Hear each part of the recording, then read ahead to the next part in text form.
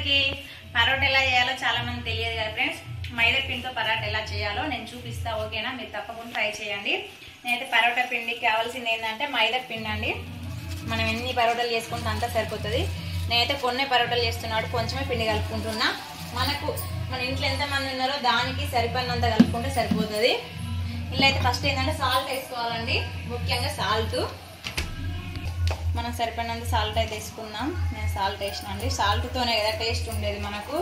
ఇప్పుడైతే ఇలా కలుపుకోవడానికి ఆయిల్ వేసుకోవాలండి, ముఖ్యంగా ఆయిలే మన పరోటాకి వేసుకోవడానికి. పిండి కలిపేటప్పుడు పూరికైనా పరోటాకైనా పిండిలో ఆయిల్ వేసి కలుపుకోవడం ఏంటంటే సాఫ్ట్గా ఉంటుందండి.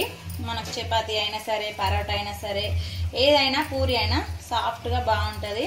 నేనైతే ఇప్పుడు నూనె ఉన్న ఉప్పు వేసి కలిపినా కదా. ఇప్పుడైతే ఇలా కొన్ని వాటర్ వేసుకుంటా కలుపుకుందాం. చూడండి ఫ్రెండ్స్, కొంచెం వాటర్ వేసుకుంటా కలుపుకోవాలి.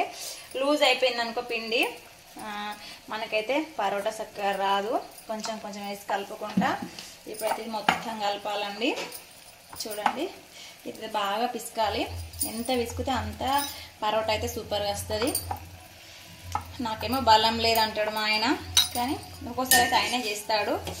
ఇంకా నేనైతే చేస్తాను, ఎప్పుడు ఒకలాగా ఉండం కదా. బాగా చేతగానప్పుడైతే ఆయన చేస్తాడు, పర్వాలే. ఒకరికొకరు అయితే సాయం చేసుకుంటాం. చూడండి ఫ్రెండ్స్, ఇప్పుడే చూడండి ఫ్రెండ్స్, పిండి అయితే ఇలా ముద్దకు వచ్చింది కదా మొత్తం. చూడండి ఫ్రెండ్స్, ముద్దకైతే వచ్చింది. ఇది కలిపి ఇలా పక్కకు పెట్టుకోవాలి. పక్కకు పెట్టుకోవడం వల్ల ఏంటంటే మనకు పిండి అయితే చాలా కలపాలండి. మంచి ఇట్లా ఒత్తుతా అంటే పిండి మంచిగా మెత్తగా అయిపోతుంది, స్మూత్గా. అప్పుడైతే పరోటా ఎటంటే అటే వస్తుంది, సూపర్గా ఉంటుంది. మనం పరోటా చేసే విధానం అయితే చూద్దాం. పిండి అయితే ఇలా కలుపుకున్నాం కదా మొత్తం. ఇలా అయితే లడ్డు అయిపోయింది కదా. లడ్డు కావాలని ఆయన అన్నట్టు దీన్ని అయితే ఇలా వేసి ఒక 10 నిమిషాలు పక్కన పెట్టుకుందాం. చూడండి ఫ్రెండ్స్, ఇట్లయితే నేను అన్ని ముద్దలు చేసి పెట్టుకున్నాం. మనకి ఎన్ని పరోటా కావాలో అన్నీ అయితే మేమైతే ఒక 5 చేస్తున్నాం. ఇవి అయితే ఆ పరోటాకు 5 ముద్దలు అయినాయి కదా. ఇప్పుడైతే మనం ఆయిల్ పెట్టుకోవాలి. ఆయిల్ పెట్టుకొని ఏంటంటే దీనైతే బాగా విసుకాలి. ఇట్లా కొట్టడం వల్ల ఏంటంటే ఇట్లా సాగుతుంది కదా. ఇప్పుడు దీన్ని ఏం చేయాలంటే మళ్ళీ మనం ఇట్లా కాకుండా ఇట్లా వేసుకోవాలి. ఇట్లా వేసుకొని మళ్ళీ ఇట్లా వేయాలి. చేసి అయితే దీన్ని ఎట్లా వేయాలని చూపిస్తా ఫ్రెండ్స్, పరోటా చేసే విధానం. ఇప్పుడు ఇది ఉంది కదా, దీన్ని బట్టి అయితే మనం రోల్ చేయాలి. మైదా పిండి కాబట్టి ఎటంటే అటు సాగుతుందండి. మనం దీన్ని పలుస వేసుకోవాలి. పలుస వేసుకొని దీన్ని కట్ చేయాలి మధ్యలోకి. ఎలా చేయాలో మీకు చూపిస్తాగండి ఫ్రెండ్స్. సమానం చేసుకోవాలి మనం. సమానం చేసినాక ఇప్పుడైతే ఇది ఎలా చేయాలంటే ఇట్లా అయితే మధ్యలోకి వెళ్ళి ఘాటు పెట్టాలి. ఘాటు పెట్టి దీన్ని చిన్న రోల్ చేసుకుంటూ రావాలండి. మీకు కనబడుతుందా? చిన్న రోల్ చేసుకుంటూ వస్తే ఇక్కడ ఏంటంటే మడతలు పొరలు వచ్చి పరోటా తయారవుతుంది. ఇట్లా వేసినా కదా, ఇట్లా వేసినాక ఇది అండి వ్యవస్థ. ఇగో ఇప్పుడు దీన్ని ఇట్లా ఒత్తాలండి. ఇప్పుడు దీన్ని ఇట్లా ఒత్తి మళ్ళీ ఆయిల్ చేయడమే. ఎలా చేయాలో చూపిస్తాను నేను మీకు. ఇప్పుడైతే జాగ్రత్త వేసుకోవాలి. పిండి వేసుకొని చేసుకుంటే ఇంకా బాగా వస్తుంది. నేనైతే ఆయిల్ రెడీ చేస్తున్నా, మీరైతే పిండి వేసుకొని చేయండి. ఒకటి అలా కూడా చేద్దాం పిండి వేసుకొని. ఇదేంటంటే మైదా పిండి కదా, బాగా సాగుతుందండి. మనం ఎంత పలస వేసుకుంటే అంత మంచిది. మైదా పిండి తింటే అంత పెద్ద మంచిది కాదు, కానీ టేస్ట్ కోసం అయితే తింటాం కదా. చూడండి ఫ్రెండ్స్, ఇగో ఇదేంటంటే దగ్గరికి ఇగ్గుతా ఉంటుంది ఉత్తగానే మైదా పిండి. మనం ఎంత పలస వేసినా కూడా దగ్గరికి ఇగ్గుతుంది. అయితే మరొకసారి ఇది కూడా రోల్ చేసుకుందాం.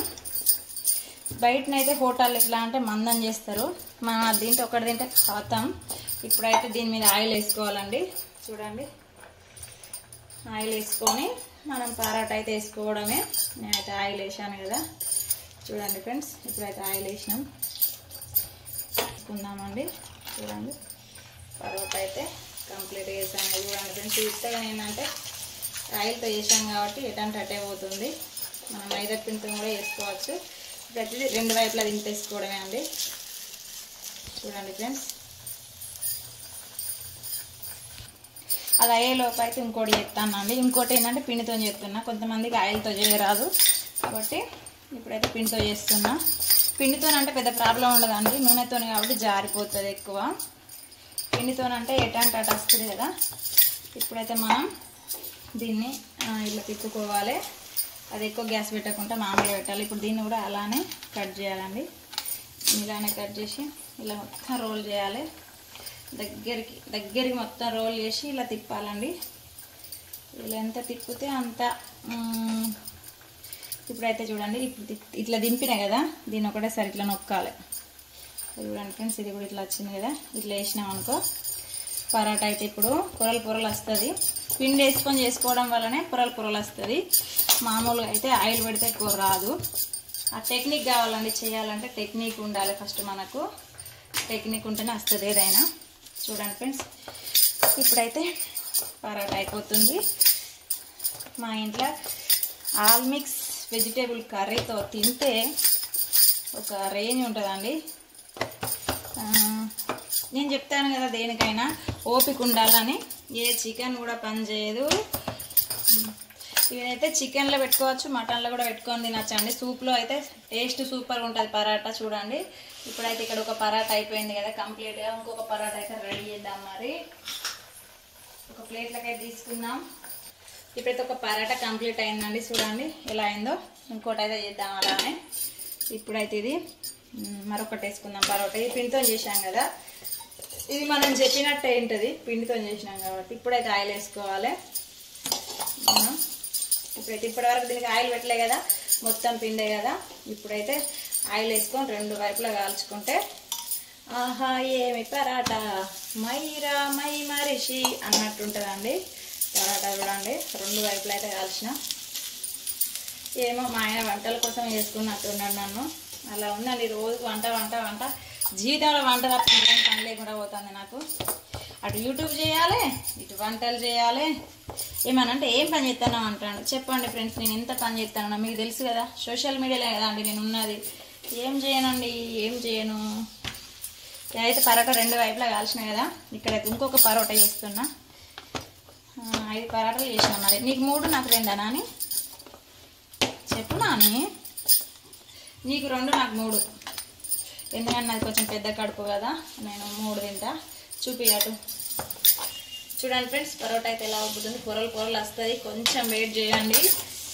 పొరలు వచ్చిందంటే తినడమే వారే అన్నట్టే ఉంటుందండి. చూడండి, రెండు వైపులు అయితే కాలాలి. ఇక్కడైతే ఇంకో పరాటా చేయాలి కదా, అది అయ్యేలోపు చేద్దాం. మరి ఇదైతే అయింది, మాడిపోతుంది. లేకపోతే ఇది తీసి పక్కన పెడదాం. ఇంకొక పరాటా కూడా కంప్లీట్. ఇప్పుడైతే దీన్ని మధ్యలో కట్ చేయాలండి. ఇగో ఇది కట్ చేసినామా, ఇది కట్ చేసినా మళ్ళీ ఇట్లా రోల్ చేసుకోవాలి.